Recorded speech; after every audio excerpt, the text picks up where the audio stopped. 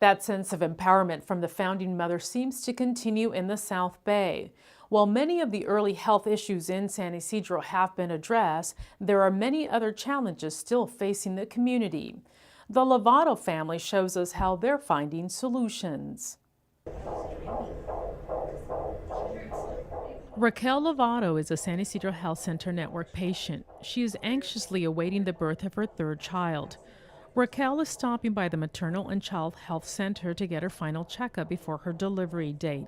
She's a personal trainer and in great shape.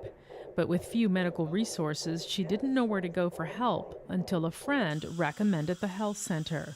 Everything that they were doing was meeting my needs to a standard that I never thought I would be expecting, and everything was done with excellence, everything was done with care. The mother of three is among thousands who are seeking medical services at community clinics like San Ysidro.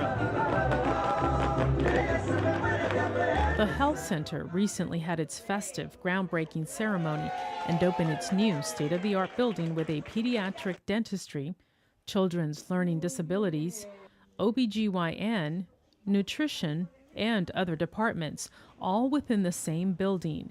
It's meant to offer women like Raquel and children multiple services, comprehensive, one-stop opportunities to get all their medical needs met. People can go there for prevention. I mean, part of this childhood and maternal clinic, and people are getting health care, preventive health care, which will prevent a whole lot of problems, whether in childbirth or later, that would be more costly. So they're doing more cost-effective treatment by allowing people to come in on a preventive basis and not just for emergencies. Weeks later, we visit Raquel at home with her newborn and the rest of the family.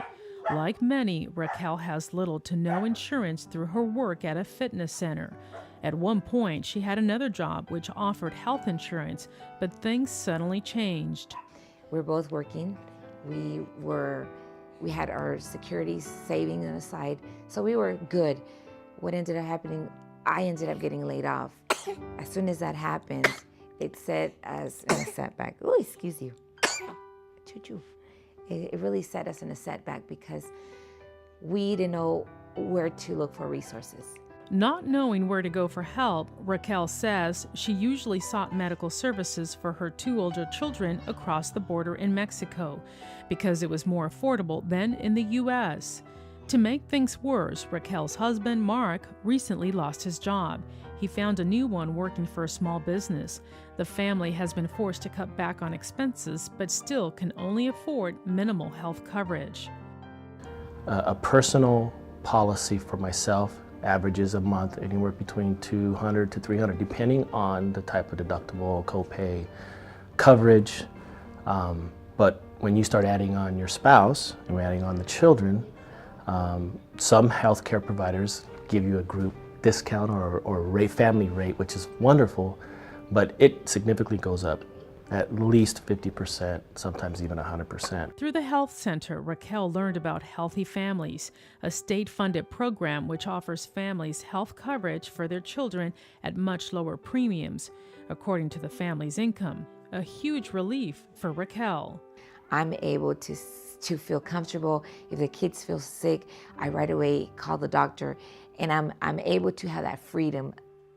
For now, the Lovatos are hoping to stay healthy, but know they can rely on the health center for their medical care, including for their new bundle of joy.